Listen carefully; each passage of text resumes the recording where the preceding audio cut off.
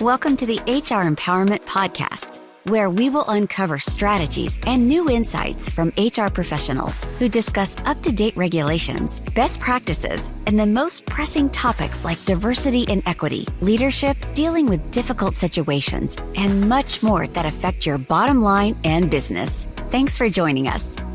Hey, everybody. Welcome back to episode 2 of 5 in the series about proactive steps with employment law. We're here with our expert, David Miklas. Hey, David, welcome back. Hey, Wendy. Thanks for having me. Thank you. I want to jump in and educate our listeners today who are mainly HR or wearing the HR hat because they're too small to have HR. So they're HR-ish. But we want to talk about, what's going on. What are the recent trends and laws? I mean, we see it all over the news with, pay transparency, wage equity, wage equality, just compensation in general. What are you seeing out there that people should be doing as a base policy? Yeah, there definitely is a trend towards disclosing the salary range in a job advertisement. Some locations actually mandate this and require this. A lot of them don't yet. Even though I represent management exclusively, this is one thing that I really don't have a problem with. I don't know why businesses don't want to disclose how much they're paying. It's not like you have to identify the exact amount. You can have a range, but it just saves everybody time if you don't have to guess. No one's going to quit their job and go somewhere else and then be shocked when they're taking a $10,000 pay cut. I mean, that doesn't make sense. No one's going to waste their time interviewing for a job like that. You might as well just tell them up front. And sometimes, like New York has a law that requires, even if someone's working remotely, like let's say that they're in New York City and they're working for you down in Florida.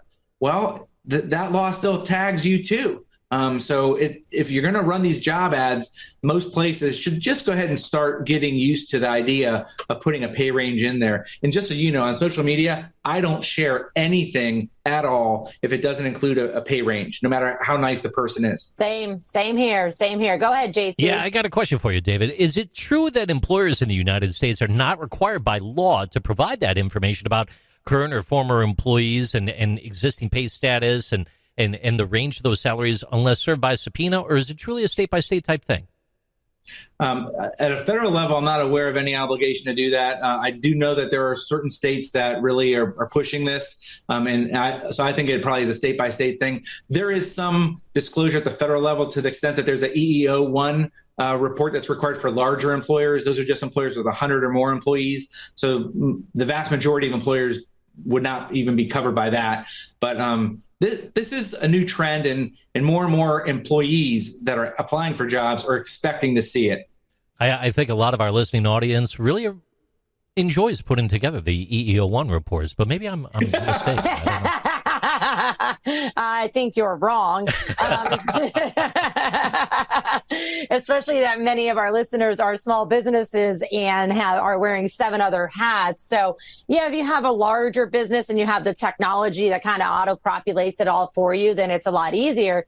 But, the bigger thing is, well, first of all, let's go back. David, you mentioned, pay transparency. There's a lot of states that require something, Nevada, Maryland, Connecticut, Washington, California, Rhode Island, New York, New Jersey.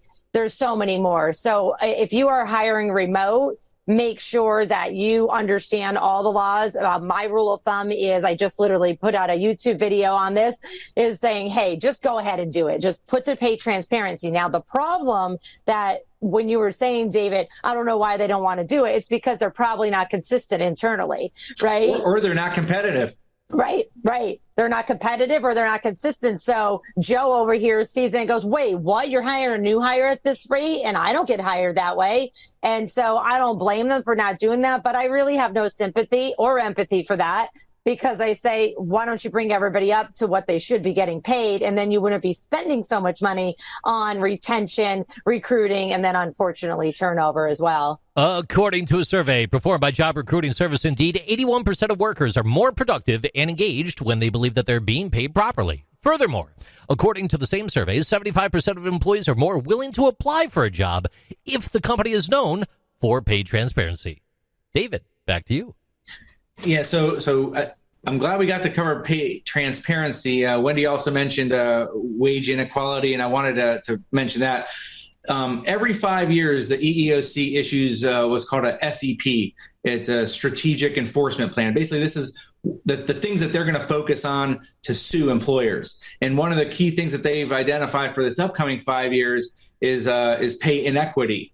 So essentially, what that basically means is when you pay one group less than another for doing the same job, and usually it means paying women less than men for doing the same job. And where I see this is where maybe an employer needs to hire someone and the market's tough and they finally get someone that's good for the slot, and maybe it's a man, and the man ends up getting paid more than the current woman that's in the role doing the exact same work right now with experience. And that's a big problem. And usually the excuse I hear is, well, the man's just a better negotiator. We had to pay that to get him. And that's not going to fly because that's going to violate probably, Title VII for gender discrimination as well as the Equal Pay Act. And the way to address that is not to pay the man less, but to pay the woman equal, to bring her wage up, just like what Wendy said. And the way to address this is simply to do an audit. You can do a compensation audit. It should be a part of your wage and hour audit anyway. But certainly doing an audit is very important, and wage and hour is a big risk. And especially if the employment lawyer was not involved in setting up the pay system to begin with, because then you have a big mess. You usually have people that are 1099 that really don't meet the test. You have people that are getting paid a salary that are not going to meet the exemption test. So that could be an issue. And if you've never had an employment lawyer look at your pay system and you're kind of wondering, are we doing this right? Get an audit done. And even if you don't take the lawyer's advice, by having a lawyer do it, you get attorney-client privilege. So if you don't follow the lawyer advice, it's not you don't have to turn it over in discovery. But ideally, you would follow the lawyer's advice and comply with the law. Right. Otherwise, why are you paying the lawyer? Yeah, quite true. Quite true. In 2022, women earned an average of 82% of what men earned, according to the Pew Research Center. A Gartner survey found that employees who perceive their pay as unequitable have a 15% lower intent to stay with their employer. Yeah, so to sum that up, if you want to win the war for talent, fair pay and transparent pay is going to be one of your biggest winning techniques. Thanks for listening to episode 2 of our 5-part series on proactive steps with employment law. In our next episode, episode 3, we're going to cover navigating the challenges of remote work and flexible scheduling, which is what most employees want, especially since the pandemic. Thanks for joining us. Thank you for joining the HR Empowerment Podcast, brought to you by Aurora Training Advantage. We hope you've gained new insight and strategies to navigate the HR profession. We look forward to you joining us again on the HR Empowerment Podcast.